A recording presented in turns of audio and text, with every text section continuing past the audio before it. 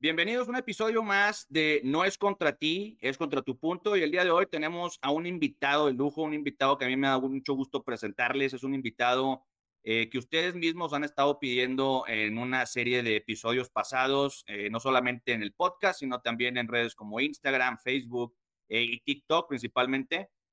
Agustín Laje, ¿cómo estás? Muy buenas tardes y gracias por aceptar la invitación. ¿Cómo te va? ¿Qué tal, Armando? Bueno, no, al contrario, gracias a vos por invitarme. Estoy muy bien, justo en medio de una gira, pero hemos podido hacer este tiempito para poder llevar adelante este diálogo, así que muy feliz por eso.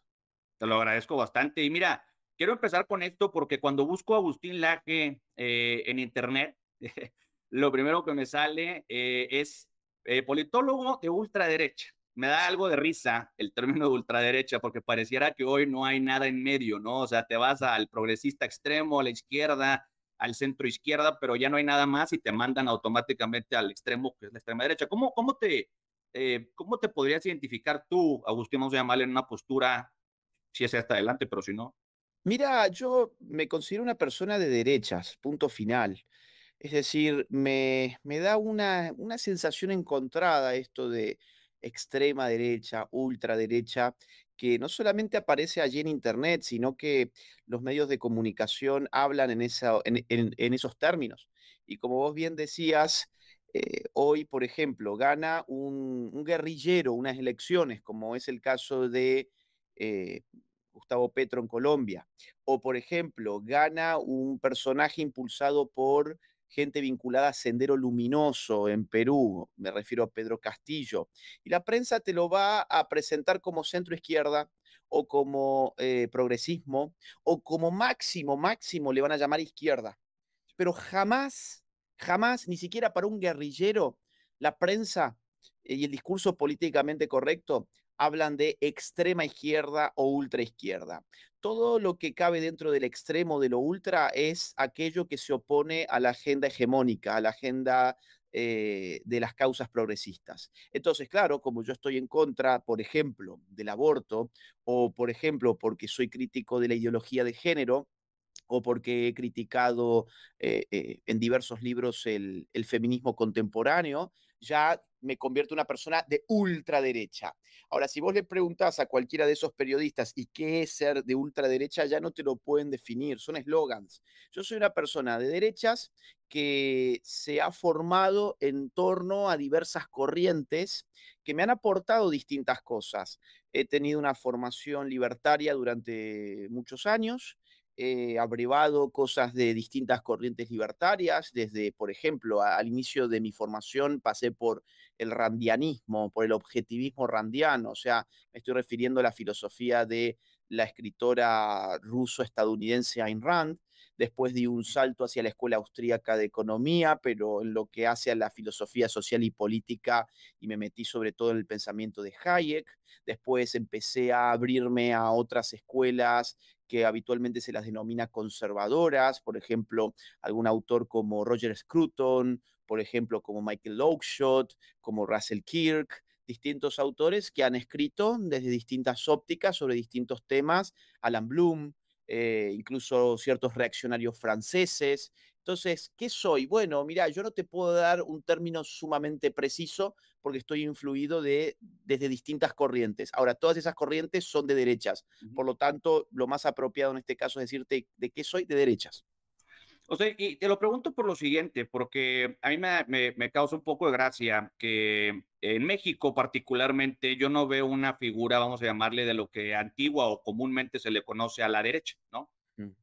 Al día de hoy, por ejemplo, en las elecciones que vienen el siguiente año, pareciera que estamos eligiendo entre puro candidato de izquierda y pareciera que estamos eligiendo lo que nos pusieron ahí, pero todos manejan una misma agenda y te sales de ese pensamiento hegemónico, vamos a llamarle, automáticamente te catalogan en la cajita de, es que eres ultraderecha. Y me da risa, te explico por qué.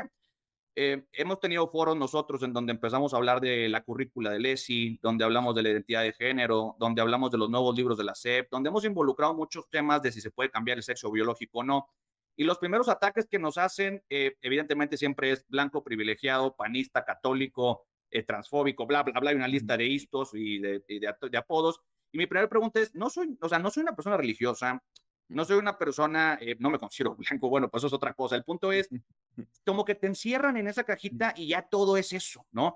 Por ejemplo, quiero ver cómo lo ves tú y a mí me parece real, y me gustó mucho la dedicatoria que haces en tu libro de la generación idiota, que dices a los jóvenes que no pudieron idiotizar. Creo que me considero sí, afortunadamente alguien que no se pudo lograr idiotizar, pero sí veo en redes sociales profesionales de la salud, mm, profesionales de las ciencias sociales, sexólogos, mm, de todo tipo de profesiones diciendo una sarta de cosas que yo a veces me pregunto una cosa. La primera es, ¿por qué estamos discutiendo esto? Hablando, por ejemplo, de la hormonización de menores, es un ejemplo.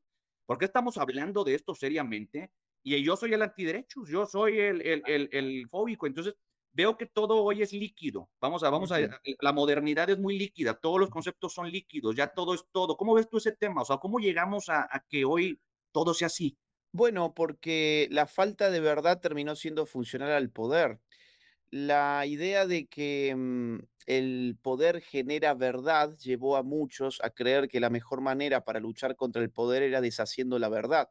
Y hoy vivimos en un mundo sin verdad donde el poder jamás ha estado más a gusto, porque ya uno ni siquiera puede reclamar algún tipo de ligazón con un discurso que se quiere verdadero para enfrentar a aquellos que tienen poder, porque la respuesta inmediata es ya no podemos calificar a los discursos en términos de verdad o mentira, sino que debemos calificarlos en términos de correctos o incorrectos políticamente. Y esto quiere decir a que hay discursos que hieren a las minorías, a ciertos tipos de minorías, y esos discursos serían políticamente incorrectos y por lo tanto, a pesar de ser verdadero, o mejor dicho, aún siendo verdaderos, no los podés pronunciar.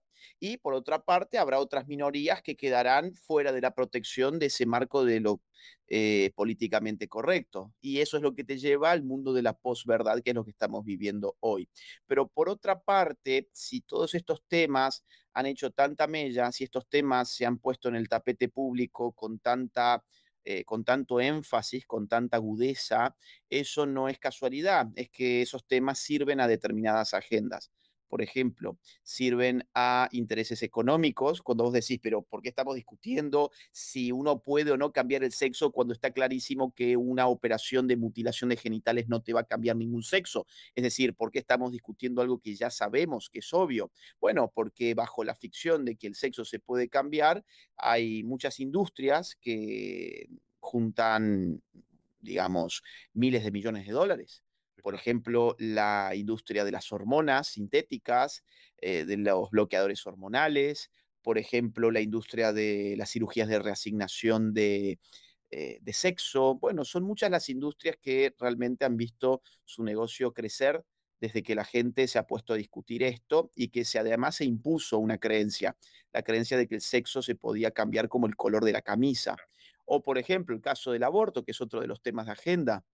¿Por qué el aborto? Bueno, porque también hay una industria que hace mucho dinero ofreciendo en el mercado abortos. Esto está encabezado por IPPF, International Planned Parenthood Federation, que tiene decenas de miles de establecimientos abortivos y realmente levantan mucho dinero.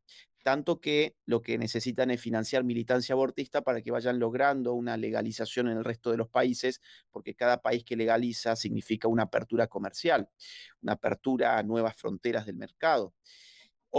También hay otro tipo de agenda atrás del aborto, por ejemplo, el control natal. Ya desde el año 1974, Naciones Unidas está intentando reducir la población mundial. Esto lo intentaron por primera vez el, en la Conferencia Internacional de Población y Desarrollo de Bucarest, año 1974. Volvieron a la carga en 1994 con la Conferencia Internacional sobre Población y Desarrollo del Cairo, y esto también es parte del marco de lo que hoy llamamos Agenda 2030, que se diseñó en el año 2015. Entonces, ¿qué tiene que ver el aborto con todo esto? Bueno, que el aborto reduce natalidad, ciertamente, y esto así lo muestra la empiria, los hechos. El caso de España, por ejemplo. En España vos tenés alrededor de 400.000 nacimientos por año y tenés alrededor de 100.000 abortos por año, con lo cual redujiste un 20% de la población todos los años con una sola política pública llamada aborto. Bien, entonces, atrás de todas estas agendas que nos parecen en principio ridículas, cuidado, hay intereses que son sumamente profundos y si querés después hablamos un poquito más sobre México para no hacer esta respuesta tan larga. No, no, no, está excelente, fíjate, porque tocas varios puntos que particularmente nos han discutido mucho y que nos llaman, lo voy a decir como me dicen, conspiranoico y ponte el sombrero de aluminio. Hablamos mucho de los 16 objetivos y 7 objetivos de la Agenda 2030. Le pedimos a la gente entrar, le pedimos a la gente verlos, revisarlos, entrar al detalle.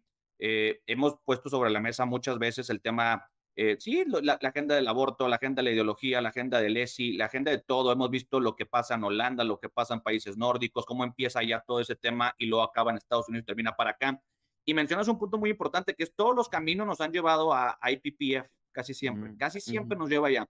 Cuando nosotros revisamos el valor de mercado de las cirugías de sexo y la proyección que tienen a los siguientes 5 años, cuando hablamos del tema de las hormonas, cuando hablamos de los bloqueadores, las proyecciones de crecimiento que se tienen y lo ponemos sobre la mesa, lo primero que nos dicen es, son antiderechos, están conspiranoicos, ¿cómo creen? Y es que no están, o sea, yo no sé, o no sé, a lo mejor lo veo así, pero conectar ciertos puntos pareciera para mí más sencillo de lo que a mucha gente parece, ¿no? Porque allá afuera sigues teniendo profesionales cerrados, cerrados a escuchar.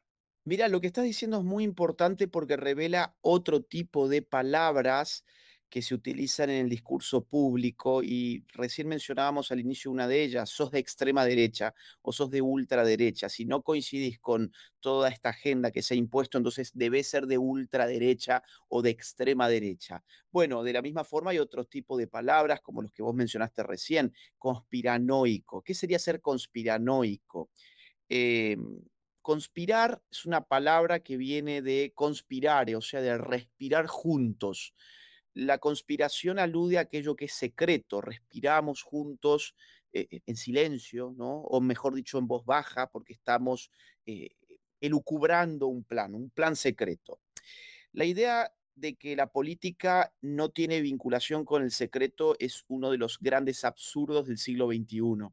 Creer que la política equivale al espacio público, a la transparencia del espacio público, es un total y completo desquicio propio de una mente enferma como la que tenemos en el siglo XXI.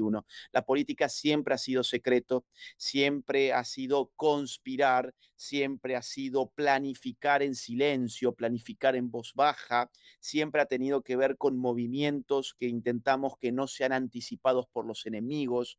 La política siempre se ha tratado de elaborar estrategias que no están frente al rostro público, no están desplegadas en el espacio público. Y esto es así, pero la gente es tan estúpida en general que se cree que la política es como las redes sociales, que queremos mostrarlo todo, que la política es como hacen estos en las redes sociales que tienen que mostrarte lo que comen, lo que desayunan, su cama, su baño, su retrete, su perro, su hijo, su peinado, todo, todo, todo. No, no, la política no es como vos en las redes sociales. La política tiene que ver con vencer a tu enemigo y para vencer a tu enemigo muchas veces tenés que ocultar lo que estás pensando hacer. Ese es un primer punto. Segundo punto, ¿qué sería una teoría de la conspiración? Sería una teoría que procura interpretar un escenario político en base a datos que no se han hecho públicos. Por eso teoría de la conspiración. O sea, estoy teorizando sobre algo que ha sido conspirativo, pero en la medida en que es conspirativo, por definición, no aparece de manera directa y clara en el escenario público. Entonces, una teoría de la conspiración podría ser, por ejemplo, si yo dijera, los Illuminatis junto con los reptilianos, están elaborando un plan para la conquista del mundo y se han infiltrado en Naciones Unidas y esto y lo otro. Entonces a mí se me podría decir, oiga, bueno, ¿de dónde sacó usted eso? No, no, no, yo lo sé porque una vez escuché a alguien que dijo y vi esta pista por Twitter y además llegué por un libro que no tiene ninguna documentación atrás, pero me dijo el libro esto. Bueno, entonces eso es una teoría de la conspiración porque no me estás mostrando ningún documento público en calidad de fuente primaria. Claro. Cuando nosotros estamos hablando de todo lo que hemos hablado hasta ahora, siempre traemos a colación fuentes primarias, por lo tanto deja de ser una teoría de la conspiración, porque es aquello que sí se ha hecho público. Vamos a ver, por ejemplo, yo recién te dije, IPPF detenta decenas de miles de establecimientos abortivos en el mundo. Bien. Más que McDonald's, ¿no? Creo que habías mencionado. Puntualmente el número que ellos arrojaron fueron 46.000. 46.000 lo arrojan en el informe financiero del año 2016. En el año 2016 sube a la presidencia Donald Trump e inicia una guerra para quitarle el presupuesto federal a Planned Parenthood, motivo por el cual desde el año 2016 en adelante dejaron de publicar informes financieros completos. Con lo cual, el dato más nuevo que tenemos a disposición es del año 2016 y nos hablan de más de 46.000 establecimientos de IPPF en el mundo. Entonces, ¿es una teoría de la conspiración? No, ¿sabes por qué? Porque el dato está publicado por la misma fuente que estoy acusando. Por otra parte, yo también te dije, financian grupos abortistas para lograr legalizar el aborto, para extender el negocio del aborto. ¿Eso de dónde lo saqué? Lo saqué de sus propios informes financieros, que te muestran cada año a qué organizaciones con nombre y apellido le van mandando dinero y cuánto dinero le van mandando. En la Argentina, por ejemplo, los grupos que se montaron la campaña para legalizar el aborto recibieron, si mal no recuerdo, alrededor de 6 millones de dólares en ese conjunto de años donde desplegaron esta campaña política. Bien, entonces, o por ejemplo, cuando yo te digo, mira, hay un intento por reducir la población, sería una teoría de la conspiración si yo no tuviese ninguna prueba para mostrarte. El problema es que sí las tengo. Están en los informes publicados de Naciones Unidas del año 1974 de Bucarest, están en los informes de Naciones Unidas publicados del Cairo de 1994, está en la mismísima Agenda 2030, es decir, está en un montón de declaraciones públicas que se han hecho en torno al concepto de superpoblación. Con lo cual, otra vez, no es una teoría de la conspiración allí donde uno puede revelar una fuente primaria que documenta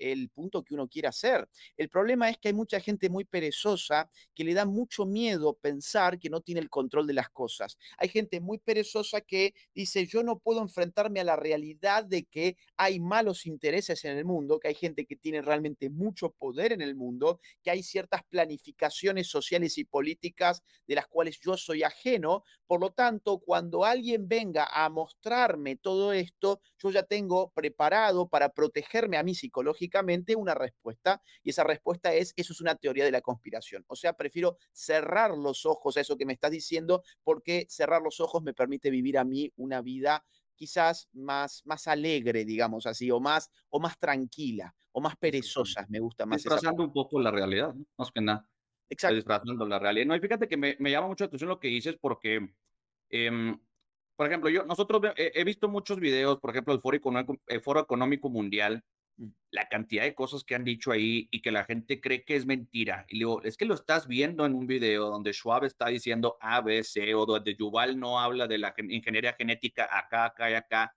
Y me dices a mí conspiranoico cuando te lo estoy poniendo en la cara, ¿no? Y de repente llegamos a abrir, incluso abrimos bastantes documentos, ¿no? Que por eso te digo, todos los caminos llevan a IPPF, todos los caminos de la ideología llevan a John Money, a Alfred Sí. Kinsey, todos los caminos llevan exactamente a lo mismo. Y cuando lo ponemos sobre la mesa, ha llegado al punto donde, por ejemplo, yo tengo una cuenta en TikTok de 3 millones de seguidores en donde hablaba de estas temáticas, murió la cuenta, se desapareció la cuenta y Claro, me han desaparecido 4 cuentas. O sea, al día de hoy claro. sigo perdiendo las cuentas y me llama mucho la atención las políticas, porque ya hablan de la ideología de género, que si tú nombras mal a una persona, se va a tu cuenta. Si tú hablas incluso de una teoría de conspiración, te va a tu cuenta. Si mencionas a la OMS o a la ONU, se va a tu cuenta. Entonces tú empiezas a decir, oye, ¿por qué la gente no se da cuenta de que realmente hay una línea de qué sí se puede decir, qué no se puede decir? Y está funcionando para los dos lados, porque mucha gente lo está tomando como, ¿por qué lo estás censurando? Pésima decisión de la gente que se censurar porque lo vuelves más atractivo, a mi parecer. Claro. Pero no sé qué opinas tú. O sea, yo sé que te han censurado en muchos espacios, no sé cómo lo ves tú. Mira, me han censurado en muchos espacios, pero, vos fíjate que ellos eligen muy bien qué censurar. Por ejemplo, si yo lanzara una teoría de la conspiración, realmente una teoría de la conspiración, esa teoría no sería censurada. ¿Por qué? Porque no estaría tocando ningún nervio real. Si yo inventara en las redes sociales que los reptilianos viven entre nosotros y que ellos tienen un plan para desterrar a la raza humana y que por eso están, no sé, militando en el lobby LGBT y están impulsando el aborto, no sé, hablo en el aire, ¿no? Pero si yo inventara alguna tontera así, yo te puedo asegurar que eso no sería censurado en las redes sociales. Sí, En cambio, si yo digo, miren, Naciones Unidas ha publicado esto, esto, esto, miren, la plata del señor Soros se va a esto, esto, esto. Miren, la Fundación Rockefeller está financiando esto, esto y esto. Y encima te pongo la documentación de esas fundaciones o de esas instituciones, eso termina siendo censurado. ¿Por qué? Porque no es una teoría de la conspiración, es un porque es la dato realidad, real. porque es lo real. Me pasó con el financiamiento de la OMS, justo donde abrí el financiamiento de la OMS, donde salía la Fundación Melinda y Bill Gates, donde Claro. salían las otras hacia abajo. No, ese desapareció en Por eso, porque no es una teoría de la conspiración. Y otra vez, a ver, voy a entrar, esto va a salir para YouTube, ¿para dónde sale? sale YouTube y Bien. Facebook, tal cual. Voy a hablar un poquito en clave para no poner en Sí. riesgo esto. Vamos a, hubo un tema, ¿no? Que tuvo que ver con un virus en el año 2020, ¿m? Ujú, Y hubo mucha gente que dijo sobre eso que era de laboratorio. ¿M? Mucha gente dijo, miren, hay mucha casualidad que este bichito, haya aparecido, y estoy hablando en código, ujú, en una determinada zona del mundo, muy cerca de determinados establecimientos donde se llevaban adelante determinadas prácticas en un momento crucial para la política internacional como eran las elecciones de los Estados Unidos, ujú. en un momento donde las tensiones por la hegemonía estaban al rojo vivo, bueno, muchas cosas argumentaron. Por supuesto, éramos todos conspiranoicos y la censura en Internet fue tremenda, fue tremenda. Bueno, hoy ya se sabe que efectivamente Sí, todo eso fue así. O sí. sea, hoy ya se sabe que esto no fue el fruto de un murciélago que no sé qué es, apareció en un determinado mercado. Bueno, o sea, esto se sabe que el origen habría estado en un laboratorio. Bien, con lo cual acá tenés otro de los tantos ejemplos, como aquellos que supuestamente somos conspiranoicos, de una u otra forma, después terminamos. Y mira, yo te sumo un punto más como ejemplo que creo es muy interesante. Mira vos la película Sound of Freedom. Sí. Sound of Freedom destapa el macabro negocio de la explotación sexual infantil, un negocio de rentabilidad incalculable que explota a los más indefensos de todos y los explota además sexualmente. Y toda la prensa internacional, la prensa hegemónica, la prensa del sistema establecido, se dedicó al mismo tiempo, a coro, a publicar que era una película de teorías de la conspiración. Vos fíjate hasta qué punto está diseñado ese término, teoría de la conspiración, para tratar de denigrar algún tipo de contenido. Y a mucha gente le hicieron creer que esto de la trata infantil, de la explotación sexual infantil, era toda una conspiración de ultraderechistas, Sí. porque de hecho así fue como lo pusieron. Sí, Pusieron pues, que de era una Cuanón, ¿no? película de ultraderecha, de ultracatólicos, fundamentalistas, que además estaban impulsando una teoría de la conspiración de grupos llamados QAnon. Todo un desquicio para tratar de tapar el sol con un dedo, o Sí. sea, para tratar de tapar algo que está a flor de piel, lamentablemente, en todas nuestras naciones, que es la trata de niños. Sí, de hecho, Eh, estuvimos en la premier ahí en México la semana pasada y justo fue uno de los comentarios que hacíamos más, ¿no? O sea, enfóquense en el problema. Esto no es un tema de posturas políticas, no es un tema de ideología, es un tema de, hay un problema grave, un problema que va a superar el tráfico de drogas, un problema que ya es enorme, un problema que se vive muy fuerte. Y justo la molestia de nosotros hacia ese punto es, no veas que si es derecho, ultraderecha, católico, a ver, oye, hay un problema, abordemos el problema y me molesta el hecho, y te voy a decir dónde me molestó mucho creadores de contenido que hablan de cine, creadores de contenido que hablan de este tipo de películas, se dedicaban a hacer exactamente lo mismo. Y cuando yo traté de poner sobre la mesa que había una línea desde el sector privado a silenciar ciertas cosas, pues se me vienen encima otra vez. Y vaya que yo vengo con la experiencia del sector privado, he trabajado en multinacionales y te puedo decir que entre HRC y muchas cosas que andan por ahí, hay presión internacional de bajar ciertas ideas en cierto momento de los años y en cierta forma y que todo el mundo se coma la idea. Y ahí es donde quiero hacerte una nueva pregunta, que es,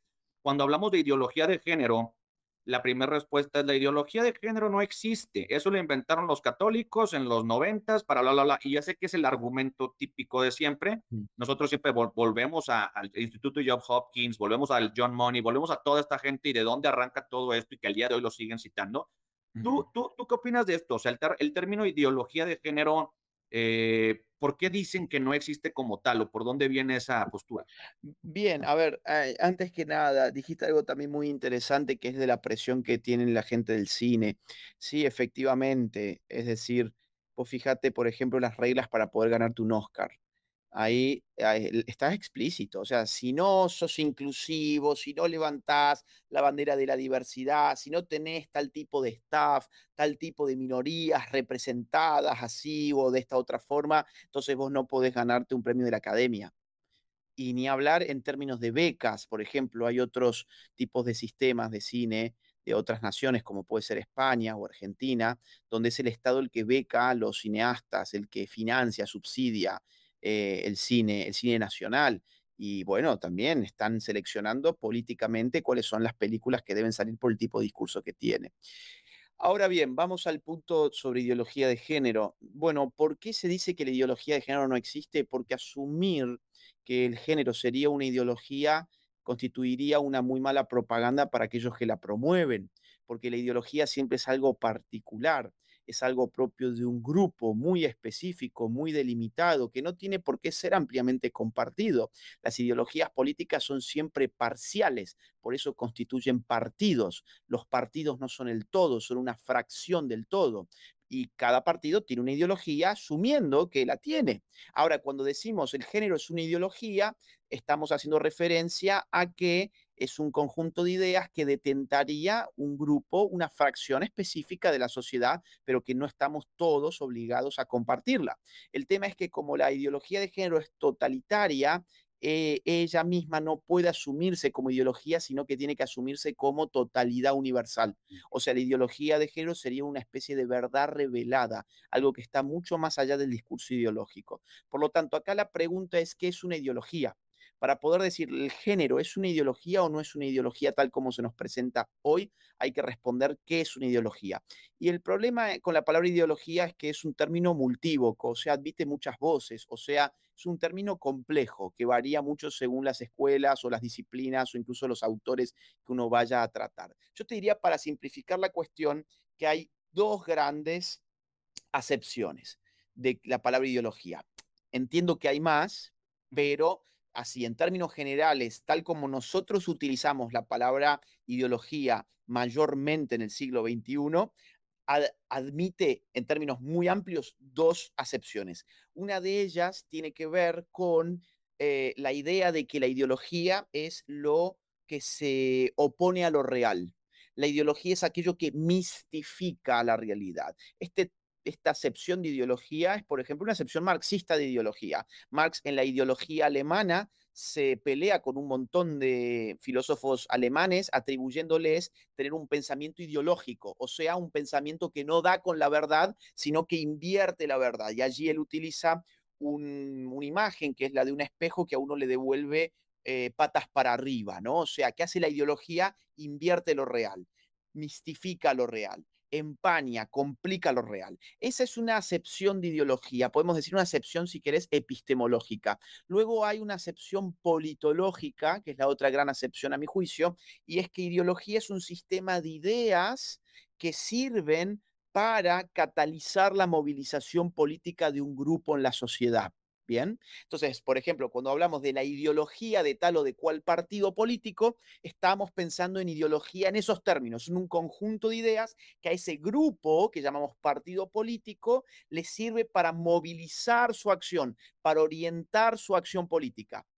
Ahora, cuando decimos, por ejemplo, no, no, no, a mí no me gusta, no sé, a mí no me gusta este profesor porque tiene un pensamiento muy ideológico. Lo que estoy pensando en términos de ideología es que el discurso del profesor no me está permitiendo ver la realidad, sino que el tipo me está poniendo unos lentes muy particulares para que yo vea la realidad de una manera deformada. ¿Se entiende? Esas son Sí. las dos grandes acepciones de ideología que podemos tratar en esta respuesta. Entonces, ¿el género es una ideología bajo esos términos? Yo te diría, es una ideología bajo las dos acepciones que acabo de plantear. Por un lado, la que invierte la realidad en la medida en que anula la realidad del sexo y el sexo es determinante para la identidad humana, ¿bien? Tanto así que la ideología de género te lleva a destrozar físicamente el sexo, detesta tanto la realidad del sexo que la ideología de género quiere que destroces tu sexo, porque odia la realidad y porque te ha dicho que eso que estaba ahí no modificaba tu identidad, pero a continuación te dijo que sí, que mejor te lo tenés que quitar. Bien, o sea, la ideología de género invierte la realidad porque hace desaparecer de la consideración humana algo tan real como la sexualidad humana. Por otra parte, es una ideología en términos políticos, porque ese conjunto de ideas que configura el discurso del género ha servido para movilizar políticamente a una fracción de la sociedad. ¿A qué fracción? Sobre todo a los grupos feministas por un lado y los grupos LGBT por el otro lado. De modo que sí, el género, el discurso del género, tal como se plantea hoy, es una ideología desde el punto de vista que uno quiera tomarlo, siempre va a darse con que está frente a un discurso ideológico.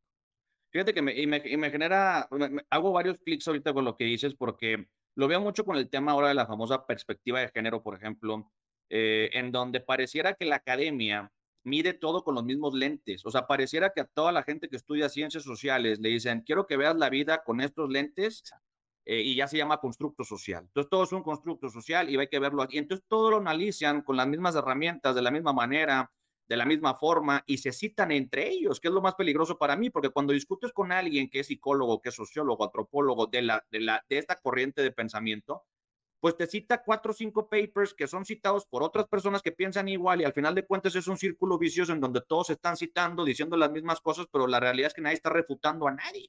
Entonces, Así es. es muy peligroso para mí eso. Así es, así es. Y lo que pasa, Armando, es que la ideología de género es totalitaria. Es decir, la ideología de género procura hacerse de la totalidad humana. Entonces, vos hoy tenés, por ejemplo, incluso, no sé, políticas hidráulicas con perspectiva de género. En el Perú, por ejemplo, se han lanzado ese tipo de aberraciones inentendibles. Tenés, por ejemplo, no sé, que meter la perspectiva de género de manera transversal en todo el Estado, según una orden de Naciones Unidas del año 1995 en el contexto de de la Cuarta Conferencia Internacional de la Mujer en Pekín. En Pekín. Entonces, claro, la ideología de género quiere tomarse todos los campos, incluso hasta las matemáticas. Por ejemplo, hay manuales de matemáticas para niños, ¿sí? Que están utilizando en ciertos colegios ya de América Latina, donde se les dan, por ejemplo, problemas matemáticos con enfoque de género. Entonces, aprovechan incluso el problema matemático para en la consigna del problema incorporar ideología de género. O, por ejemplo, el otro día leía también uno de estos manuales de matemáticas donde la introducción era todo un poema diciendo que la matemática era de género femenino y que entonces estaba empoderada y podía empoderarte y no sé qué y ¿no? Era una locura. Entonces sí, y lo que pasa con estos académicos es que también, así como recién decíamos, en el mundo del cine, el sistema está orquestado para que uno tenga que hablar de estas cosas de un modo específico. El mundo de la academia también, por ejemplo, en muchas revistas científicas, para poder ser publicado, uno debe haber incorporado, por ejemplo, lenguaje inclusivo, por ejemplo, temáticas de género. Entonces, los académicos ya saben que existen determinadas pautas que deben cumplir, pautas de corrección política, so pena de no poder publicar nunca más. Entonces, eso ha llevado a mucha gente o bien a abandonar la academia como es el caso de Jordan Peterson, Claro. o bien a mantenerse en la academia cediendo frente al sistema. Mm, Y es una desgracia Bendito realmente. Dios.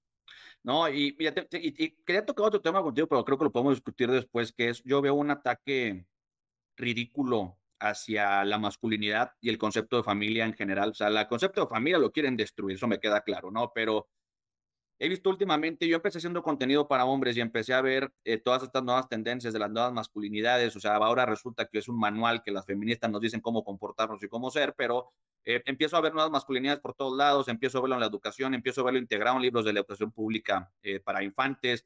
Y entonces, eso es un tema que quisiera discutir contigo en un futuro, o sea, cómo hemos pasado a esta etapa de la crisis, vamos a llamar, yo le digo crisis de masculinidad, pero veo que es un ataque directo, porque quiero hacerte una pregunta final, y esta pregunta final es, veo mucho el término batalla cultural, tienes un libro tal cual, y veo la palabra o el concepto de nueva derecha, ¿no? Mm. Cuando yo escucho nueva derecha, no tengo claro el concepto a qué nos referimos y brevemente, a lo mejor decir 3 o 4 conceptos que involucraría una agenda de una nueva derecha, ¿cómo lo podrías definir? Bien, ahí voy al punto, no quiero dejar sin decir nada sobre lo anterior. Sí, la masculinidad está siendo atacada ferozmente, pero no para reemplazarla por algo nuevo, sino para mimetizar lo masculino con lo femenino y generar un intercambio simbólico. Mm, Es decir, la mujer empoderada, cuando vos la mirás con lupa, es una mujer que ha adoptado una serie de roles, actitudes, predisposiciones y expresiones típicamente masculinas. Cuando vos ves quién es el hombre no tóxico o la nueva masculinidad no heteronormativa, por ejemplo, em, son hombres que son simplemente amanerados, afeminados.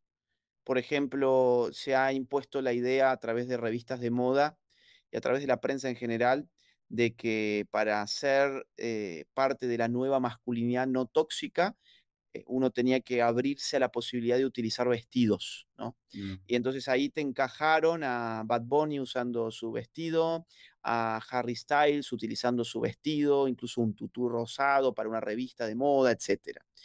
Entonces, acá no hay ni siquiera nada nuevo. Lo que están haciendo es emascular al hombre y masculinizar a la mujer.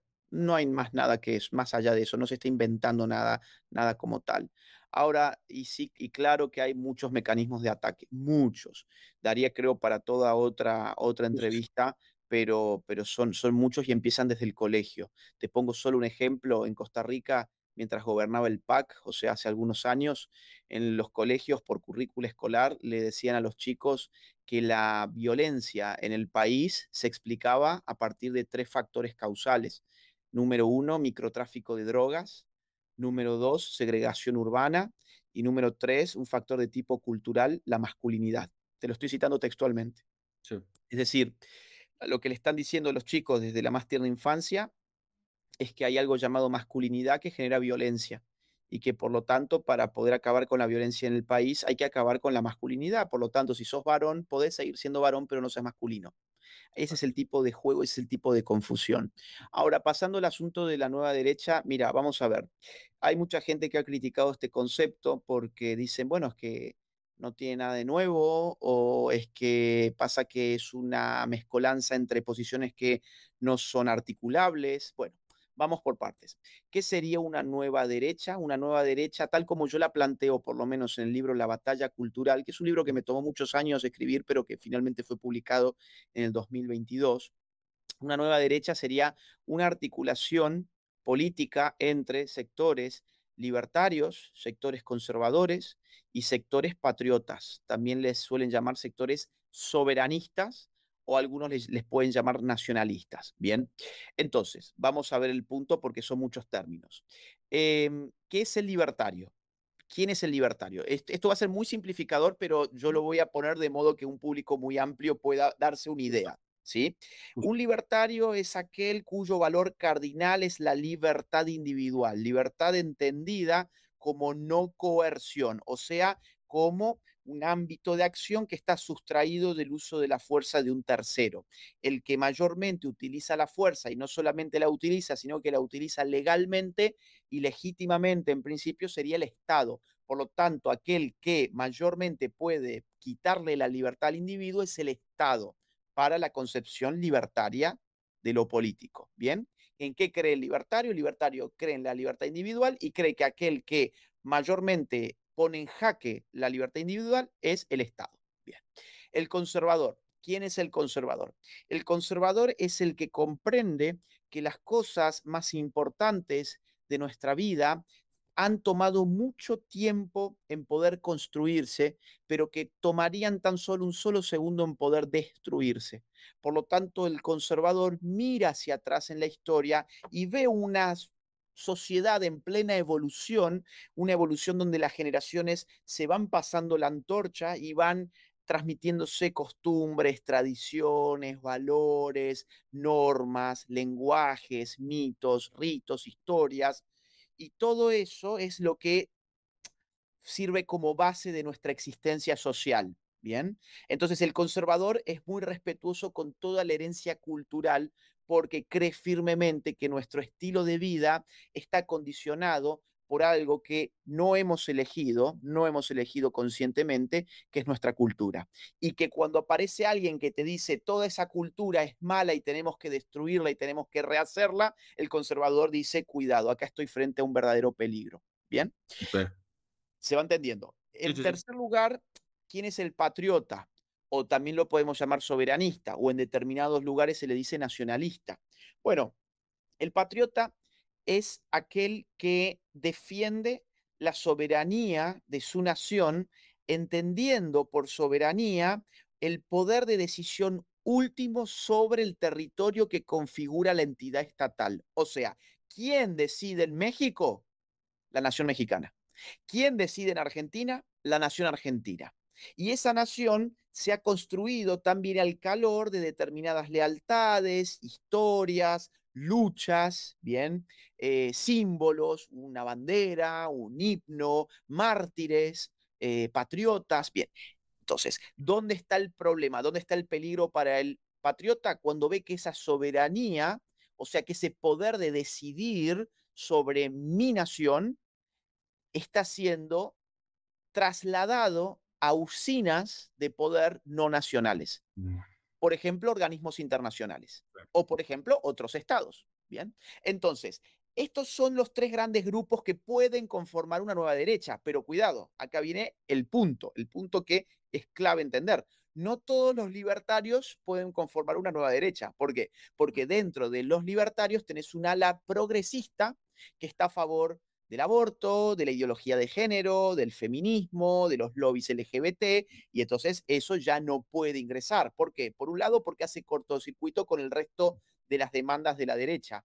Y por otro lado, porque desatiende la realidad actual del poder bajo lo que llamamos globalismo, que ya voy a ir a ese punto, no nos vamos a marear. sí, Sé sí. que la respuesta es un poco larga, pero No, no, la está idea perfecto. es que quede bien claro esto. Entonces, dentro del mundo libertario, hay un sector que sí puede articular y hay un sector que no puede entrar dentro de esta articulación. Los que sí pueden articular son aquellos libertarios que defienden el derecho a la vida, a la libertad y a la propiedad. ¿Mm?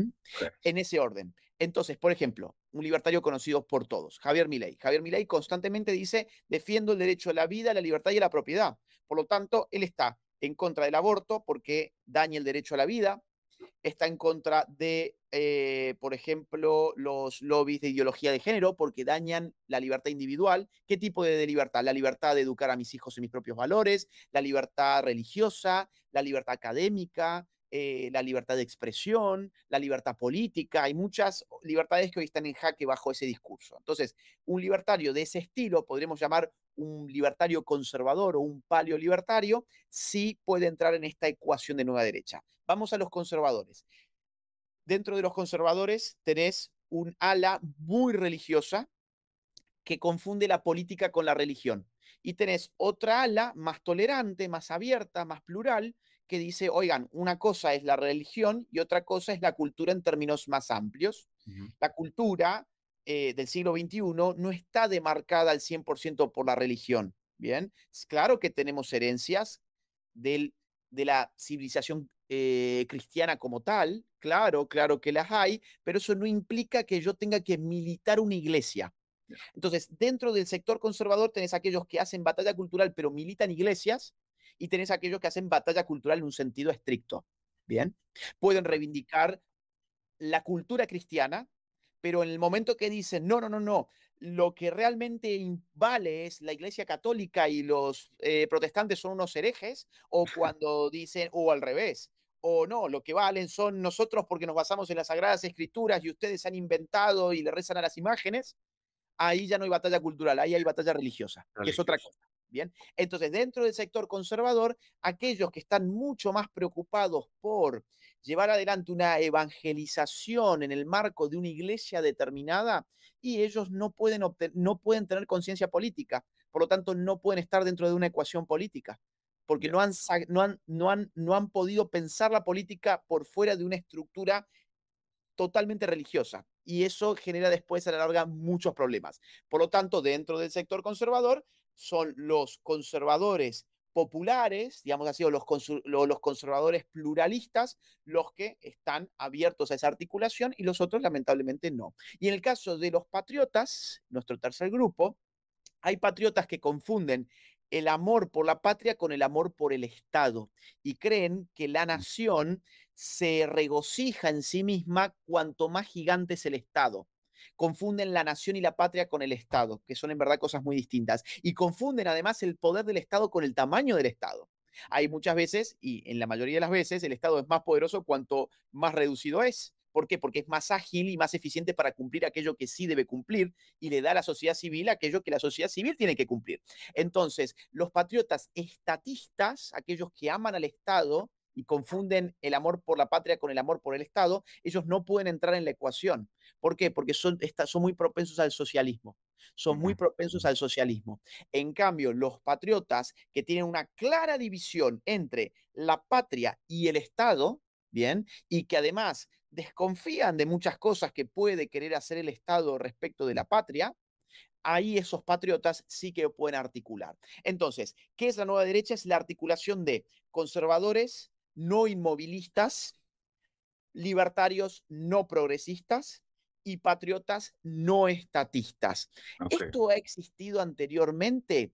Sí y no. Ha habido antes, en los 80, por ejemplo, una articulación entre conservadores y liberales, pero hoy, en el siglo XXI, tenemos un nuevo esquema donde aparece lo que ya adelantaba, que es el globalismo.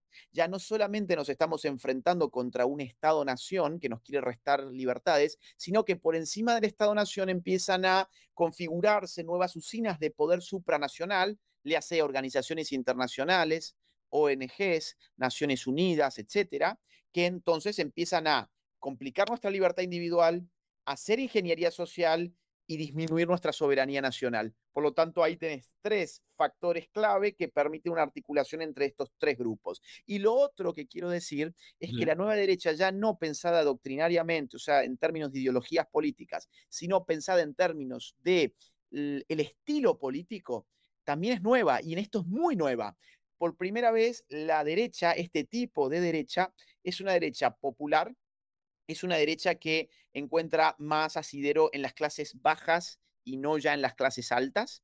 Es una derecha con un liderazgo muy joven y es una derecha con un liderazgo carismático de outsiders de la política. Por ejemplo, Javier Milei es un outsider de la política. Por ejemplo, mucha gente de Vox eran outsiders de la política.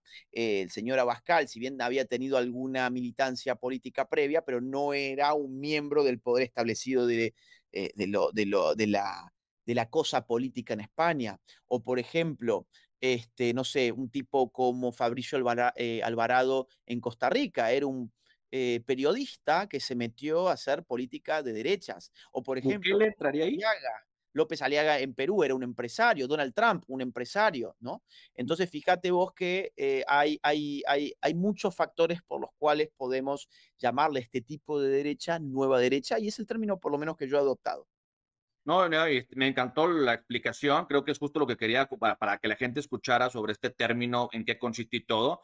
Y digo, te agradezco bastante el espacio. Sé que tienes bastante agenda, la agenda saturada. Entonces, nada más me gustaría que te despidieras con un mensaje para todos estos jóvenes que no pudieron idiotizar y que están en esta línea de hablo, no hablo, me expreso, no me expreso. O sea, ¿qué le podrías decir a esta juventud?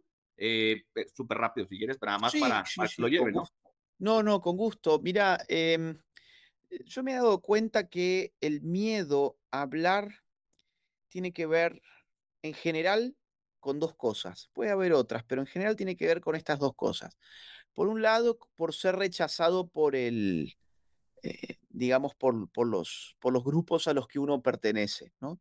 Si yo digo cómo pienso, voy a perder a mis amigos. Si yo digo cómo pienso, voy a ser excluido en el colegio. Si yo digo cómo pienso, me van a mirar raro en la universidad. Bien. Ese es uno de las causas típicas. La otra causa es la falta de confianza en los argumentos que uno tiene. Yo sé que esto es así, asá, pero no me sé expresar, no conozco bien los datos, no he refinado mis argumentos, eh, tengo simplemente lo que podemos llamar sentido común. Y con el sentido común no basta. ¿Por qué? Porque te tenés que enfrentar a una avalancha de propaganda que viene siendo instalado durante muchos años ya. Con lo cual, con tu simple sentido común, quizás te quedas un poco corto. Y eso te genera miedo, el miedo de hacer el ridículo. Bien, entonces, estos dos son los grandes miedos que yo creo que aparecen, ¿no? El de ser excluido o el de tener miedo. Y esto se soluciona muy fácilmente. El primer problema se soluciona comprendiendo que si no podés a tus amigos decirles lo que pensás, entonces te invito a que te replantees cuán amigos son. Probablemente te estés perdiendo de tener amigos de verdad por estar aferrándote a gente que muy amiga tuya no debe ser realmente, si te da tanto terror poder compartirles tus pensamientos. Mucha gente me ha escuchado decir esto y después me ha escrito meses después diciéndome, me metí a dar la batalla cultural y encontré todo un mundo que no conocía, de gente fabulosa, y he hecho tantos amigos de gente que no hubiese conocido de otra manera si me hubiese quedado encerrado en esa burbuja en la que estaba. Y yo personalmente doy fe de eso. Yo soy una persona que, gracias a Dios, tengo muchísimos amigos, pero cuando digo muchos, y amigos, no conocidos, amigos, amigos con los cuales uno es confidente, muchísimos amigos. Y la mayoría de esos amigos los he conocido haciendo estas cosas. No los hubiese conocido de otra manera, me hubiese perdido de conocer gente excepcional si no hubiese hecho todo esto. Entonces yo, en primer lugar, quiero animar a la gente a que, a que se replantee si esa burbuja en la que está son realmente amigos y qué se están perdiendo por estar en una burbuja en donde no pueden ni siquiera decir lo que piensan. Y el segundo problema también se soluciona fácil. ¿Sabes cómo se soluciona? Leyendo. Mm, Leyendo. Es decir, no hay otra, chicos. Si ok, ustedes quieren tener una formación seria, si quieren ser personas cultas, si quieren ser personas con capacidad crítica, si quieren poder pensar por ustedes mismos y lo valioso que es pensar por uno mismo, pues entonces no queda otra más que amigarse con los libros. Las conferencias están muy bien. Las conferencias son una muy buena invitación a poder desarrollar ciertos pensamientos y argumentos. Muchas de esas pueden ir a verlas presencialmente, otras las pueden ver a través de internet. Está muy bien. Los cursos también están muy bien. Habitualmente se dan cursos. De hecho, hemos abierto una academia para eso que se llama tecnopolitea.com, donde se están dando cursos todos los meses y está muy bien eso. Pero si no se abraza el libro, no se abraza la cultura. Todo lo demás es una invitación, es un refinamiento, es una, nada, digamos, es una oportunidad, es una ocasión, es una ocasión. Ahora, el libro es fundamental. Entonces, cada vez hay más libros, afortunadamente de nuestro lado, antes no había ninguno. Cuando yo empecé con todo esto era impresionante. El único que escribía libros contra estas cosas era Nicolás Márquez, por eso yo ok. me hice tan amigo de él, hablando de gente Sí, sí, excepcional sí. que uno conoce y se hace muy amigo, es uno de mis mejores amigos sin lugar a dudas y lo he conocido haciendo esto. Entonces, antes encontrar un libro de derechas era imposible. Tenías un autor y encima anda a encontrar el libro de ese autor. Uno o dos autores, no había más. Hoy cada vez hay más autores, hay más referentes, hay más intelectuales y bueno, sería muy interesante que la gente aproveche toda esta oferta literaria que hay y que se ponga las pilas. Miren, reemplacen las series, no pasa nada, o sea, no te vas a morir si no ves una serie. Deja una serie y agarra un libro. Deja un ratito TikTok y agarra un libro. Deja un ratito de ver el techo y agarra un libro y te puedo asegurar que la próxima vez que tengas que debatir vas a tener mucho contenido en tu cabeza y no te van a poder pasar por encima y vas a poder influir muy bien, de una manera muy positiva en los círculos que te rodean. Y eso es lo que hay que hacer y eso se llama batalla cultural. Como el libro de Pablo, ¿no? Apaga al teléfono y prende el cerebro, ¿no? Que es el nuevo que va a pasar. Exactamente, Eso claro, es lo claro, que por ahí va la cosa. pero bueno, buenísimo, Agustín. Pues un honor y un gustazo que hayas aceptado la invitación. En algún futuro me encantaría volver a tenerte por acá platicando probablemente el tema de masculinidad, la situación de México, el fenómeno Milei o algunos otros temas que quedaron por ahí. Pero te mando un fuerte abrazo hasta Perú, que sé que estás de gira. Y muchas gracias por haber aceptado la invitación, Agustín. Bueno, ya la seguiremos en otra oportunidad entonces con los temas que nos han quedado en el tintero. Gracias a vos por la invitación. Felicidades además por la batalla cultural que estás dando, porque estábamos hablando en off, hace un rato estábamos hablando fuera de esta Sí, grabación y me contabas que has decidido también tomar parte y ser protagonista de esto que estamos llevando adelante entre muchos. Somos un gran Correcto. equipo, así que también te quiero dar las gracias a vos por lo que haces. Te mando un abrazo y hasta la próxima. Muchas gracias. Buena tarde, Agustín. Muchas gracias. Igualmente, Saludos. saludos.